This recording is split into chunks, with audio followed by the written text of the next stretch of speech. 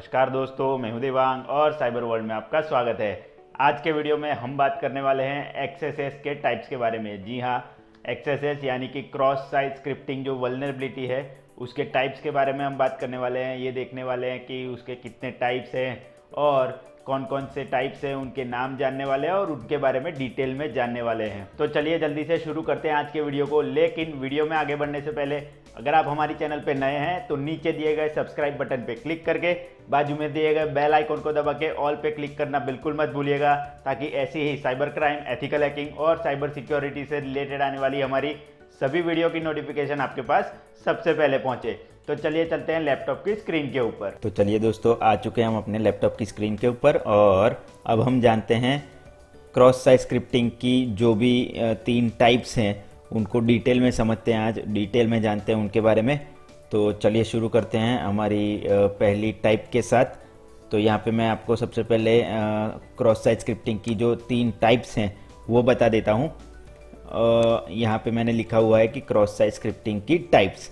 तो first type है reflected axes, जिसे कि हम नॉन परसिस्टेंट एक्सेसेस भी कह सकते हैं। दूसरी टाइप है स्टोर्ड या फिर परसिस्टेंट एक्सेसेस, और तीसरी टाइप है डोम बेस्ड एक्सेसेस। डोम का मतलब यहाँ पे होता है डॉक्यूमेंट ऑब्जेक्ट मॉडल। जी हाँ, तो ये 3 टाइप्स की क्रॉस साइट स्क्रिप्टिंग वल्नरेबिलिटी होती है। अब क्रॉस साइट स्क्रिप्टिंग वल्नरेबिलिटी क्या होती है उसके ऊपर मैंने एक पहले से वीडियो बना के रखा है, जो कि OWASP टॉप 10 की जो 7th कैटेगरी है उसका वीडियो है। तो आप ऊपर आई बटन पे क्लिक करके, मैं आपको आई बटन में वो वीडियो दे दूंगा, आप ऊपर आई बटन में जाके देख सकते हैं उस वीडियो को कि क्रॉस साइट स्क्रिप्टिंग वल्नरेबिलिटी क्या होती है और उसे कैसे एक्सप्लॉइट करते हैं, उसे कैसे रेमेडिएट कर सकते हैं, वो सब मैंने वहाँ पे समझाया हुआ है।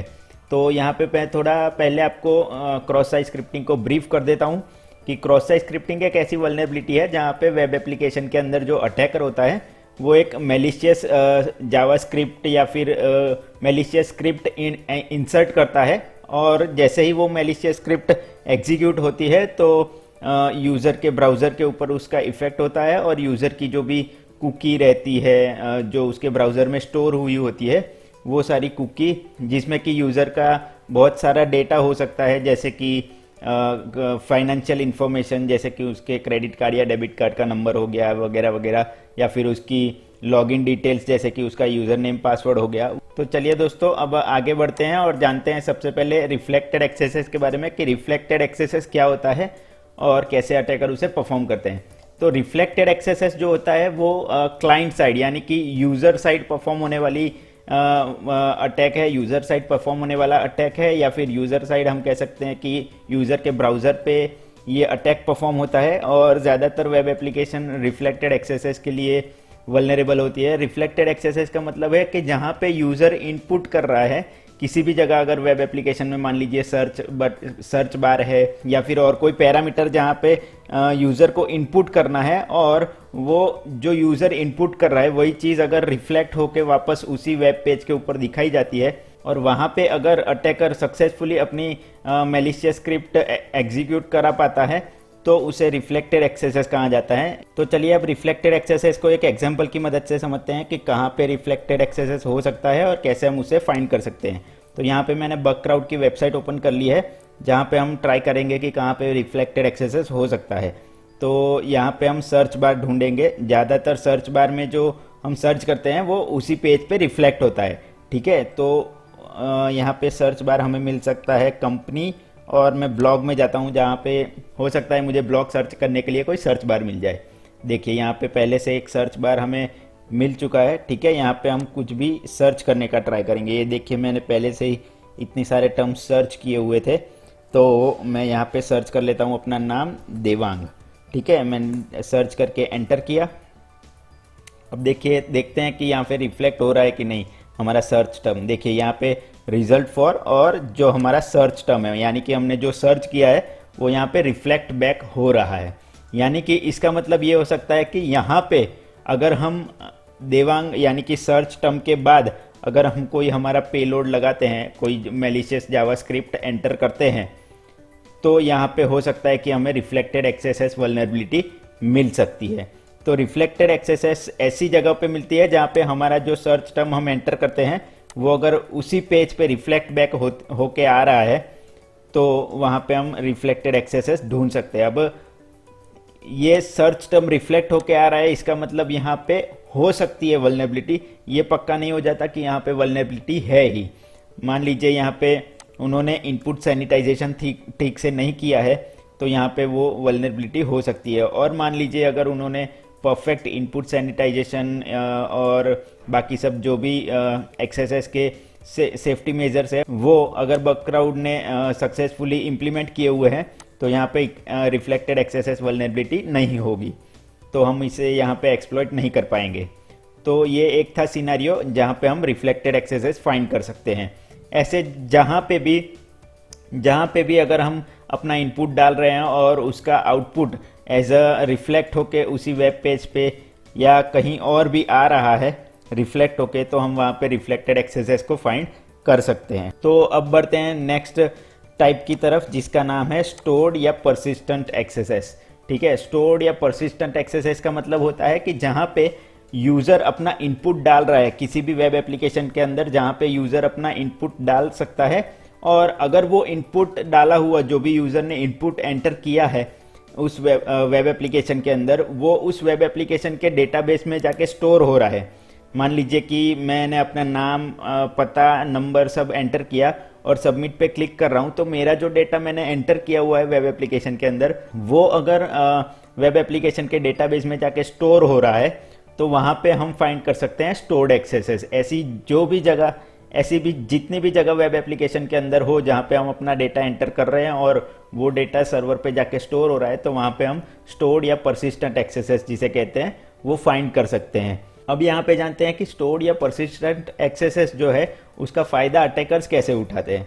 तो जैसे कि मैंने पहले बताया कि जो हम डेटा इनपुट कर रहे हैं अगर वो डेटाबेस सर्वर पे जाके स्टोर हो रहा है तो मान लीजिए उसमें से कोई भी फील्ड एक एक्सेसेस के लिए वल्नरेबल है, वहाँ पे हमने हमारा कोई मैलिशियस इनपुट एंटर कर दिया और हमारा जो मैलिशियस इनपुट है यानी कि हमारा जो मैलिशियस स्क्रिप्ट है वो अगर डेटाबेस पे जाके स्टोर हो जाता है तो वहाँ क्या होगा कि जितने भी यूज़र्स उस पेज को यूज़ करेंगे यानी कि जितने भी यूज़र्स उस पेज पे विजिट करेंगे उन सब को इस पेलोड का एग्जीक्यूशन मिलेगा, यानी कि उन सब के पेज पे ये पेलोड एग्जीक्यूट हो जाएगा। तो जैसे ही उन सारे यूजर्स के ब्राउज़र के ऊपर ये पेलोड हमारा एग्जीक्यूट होगा तो उनका जो भी हमने वहाँ पे मैलिशियस इनपुट डाला होगा उस मैलिशियस इनपुट का जो आउटपुट है वो सीधा अटैकर को मिलता रहेगा।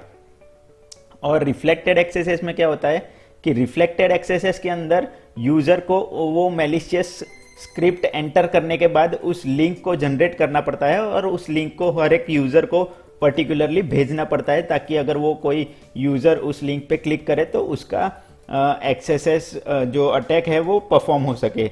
हालांकि स्टोर्ड एक्सेसेस में ऐसा नहीं होता है। स्टोर्ड एक्सेसेस में क्या होता है अटैकर जो है वो एक ही बार सर्वर के ऊपर यानी कि डेटाबेस के ऊपर वो अपनी मैलिशियस स्क्रिप्ट इनपुट करवा देता है और जैसे जितने भी यूज़र्स उस पेज के ऊपर पर्टिकुलर विजिट करते हैं तो वो स्टोर्ड एक्सेसेस के शिकार बनते जाते हैं। तो यहाँ पे मैं स्टोर्ड एक्सेसेस का भी आपको एक एग्जांपल देता हूँ कैसे होता है। तो यहाँ पे चलते हैं कि कॉन्टेक्ट अस, ज़्यादातर कॉन्टेक्ट अस या फिर कमेंट वाले जो सेक्शन होते हैं वहाँ पे स्टोर्ड एक्सेसेस मिलने का चांसेस ज़्यादा रहता है। यहाँ पे देखिए हम कॉन्टेक्ट अस पे क्लिक करते हैं, देखते हैं यहाँ पे कोई फॉर्म वगैरह मिलता है या नहीं। यहाँ पे तो कोई नहीं है। हाँ देखिए यहाँ पे ये फॉर्म हमें मिल गया है जहाँ पे हम नाम, last name, work email ID, company name, job title, phone number, ठीक है, सिलेक्ट प्रोडक्ट और कंट्री ये सब डाल सकते हैं। अब यहाँ पे क्या है कि नाम हम एंटर कर सकते हैं, लास्ट नेम एंटर कर सकते हैं। तो ये जो पहली 6 फील्ड है यानी कि first name, last name, work email, company name, job title और फ़ोन नंबर, इसमें से जो भी फील्ड अगर मान लीजिए ये 6 फील्ड में से अगर कोई भी एक फील्ड मैंने यहाँ पे सारी फील्ड फिलअप कर दी, ठीक है, तो यहाँ पे अगर इसमें से ये 6 फील्ड में से अगर कोई भी एक फील्ड क्रॉस साइट स्क्रिप्टिंग के लिए अगर वल्नरेबल होगी तो क्या होगा कि मान लीजिए मैंने ये सारी फील्ड फिलअप कर दी और यहाँ पे मैंने अपना पेलोड एंटर कर दिया, ठीक है, यहाँ पे मैंने अपना पेलोड एंटर कर दिया। तो जैसे ही मैं यहाँ पे अपना पेलोड एंटर करूँगा और ये सारी फील्डें फिलअप कर दूंगा और सबमिट करूंगा तो क्या होगा कि ये सारा डेटा जो है वो इस बकक्राउड के डेटाबेस में जाके स्टोर हो जाएगा। तो जैसे ही यहाँ पे मेरा डेटा स्टोर हो गया, यानी कि मेरा नाम और यहाँ पे मैंने जो पेलोड डाला है वो डेटाबेस पे जाके अगर स्टोर हो गया, तो जितने भी लोग मेरे बाद जितने भी लोग इस पेज पे आके विजिट करेंगे उन सारे लोगों को ये पेलोड एग्जीक्यूट करके उनके जो भी वेब ब्राउज़र है उसके ऊपर वो अटैक करेगा। और जैसे ही अटैक करेगा, मैंने जो पेलोड के अंदर मैलिशियस कोड डाला हुआ है, मान लीजिए मैंने डाला हुआ है अलर्ट आना चाहिए जिसमें लिखा हुआ होना चाहिए कि आप XSS से अटैक, आपके वेब ब्राउज़र पे XSS अटैक हो गया है। तो जैसे ही कोई भी अगर ये पेज पे विजिट करेगा तो उन्हें एक पॉपअप आएगा जिसमें लिखा होगा कि your browser has been attacked by stored XSS vulnerability या फिर स्टोर्ड XSS अटैक। तो इस तरह से होता है स्टोर्ड XSS अटैक, या फिर मान लीजिए इस तरीके की जगह पे स्टोर्ड XSS ज़्यादातर मिल जाती है। तो आई होप कि आपको स्टोर्ड XSS और रिफ्लेक्टेड XSS में जो डिफरेंस है वो समझ में आ गया होगा। रिफ्लेक्टेड XSS में क्या होता है कि जो भी हम सर्च बार में या फिर जो भी हम इनपुट कर रहे हैं वो उसी जगह पे अगर रिफ्लेक्ट बैक होके आ रहा है तो वहाँ पे रिफ्लेक्टेड XSS करते हैं, और जहाँ पे हम अपना इनपुट डाल के उस इनपुट को डेटाबेस के ऊपर स्टोर कर सकते हैं, जिससे कि जो भी यूज़र आए उन सब को उस अटैक के हम विक्टिम बना पाएँ। तो उस अटैक को स्टोर्ड, यानी कि उस XSS को स्टोर्ड XSS कहा जाता है। तो आइए अब जानते हैं तीसरी टाइप के बारे में जिसका नाम है डोम बेस्ड XSS। यहाँ पे डोम का मतलब होता है डॉक्यूमेंट ऑब्जेक्ट मॉडल। अब यहाँ पे होता क्या है कि डोम के अंदर दो चीज़ें होती है, एक तो सोर्स होता है और दूसरा होता है सिंक। अब क्या होता है यहाँ पे डोम के अंदर कि सोर्स जो होता है वहाँ पे जो यूज़र इनपुट कर रहा है वो स्टोर होता है, ठीक है। और सिंक के अंदर क्या होता है कि यूज़र ने जो इनपुट किया हुआ है जो सोर्स के अंदर है वो सोर्स के अंदर से सिंक में एग्जीक्यूशन होता है, ठीक है, एग्जीक्यूशन होता है। तो सोर्स में यूज़र जो इनपुट कर रहा है, यानी कि यूज़र जो डेटा इनपुट कर रहा है सोर्स के अंदर, अगर उसने वहाँ पे सोर्स के अंदर एक मैलिशियस जावास्क्रिप्ट कोड इनपुट किया हुआ है और अगर सिंक उसे सक्सेसफुली रीड करके एग्जीक्यूट कर लेता है तो वहाँ पे होता है डॉक्यूमेंट ऑब्जेक्ट मॉडल, यानी कि डोम बेस्ड XSS। इसके लिए उस वेब एप्लीकेशन, इस वल्नरेबिलिटी को या फिर इस अटैक को परफॉर्म करने के लिए उस वेब एप्लीकेशन के अंदर डॉक्यूमेंट ऑब्जेक्ट मॉडल में जो सोर्स और सिंक है, यानी कि डॉक्यूमेंट ऑब्जेक्ट मॉडल डोम जो है उसे वल्नरेबल होना ज़रूरी होता है। अगर वहाँ पे अगर डोम ही वल्नरेबल नहीं है तो ये अटैक परफॉर्म नहीं होगा। तो आई होप कि आपको तीनों जो टाइप्स है, रिफ्लेक्टेड XSS, स्टोर्ड XSS और डोम बेस्ड XSS, वो सारी आपको अच्छे से समझ में आ गई होगी। तो दोस्तों इसी के साथ आज के वीडियो में बस इतना ही। आई होप कि आपको इस वीडियो से बहुत कुछ सीखने को मिला होगा, बहुत कुछ जानने को मिला होगा, XSS के टाइप्स के बारे में जानने को मिला होगा, उनके बारे में डिटेल्स जानने को मिली होगी। तो अगर आपको हमारा ये वीडियो पसंद आया है तो इसे लाइक और शेयर ज़रूर कर दीजिएगा, ताकि ज़्यादा से ज़्यादा लोग इस वीडियो को देखकर कुछ ना कुछ सीख पाए, कुछ नया जान पाए। और अगर आपको इस वीडियो से रिलेटेड कोई सवाल या फिर कमेंट या फिर कोई भी सजेशन है तो आप हमें नीचे कमेंट सेक्शन में कमेंट करके ज़रूर बता सकते हैं।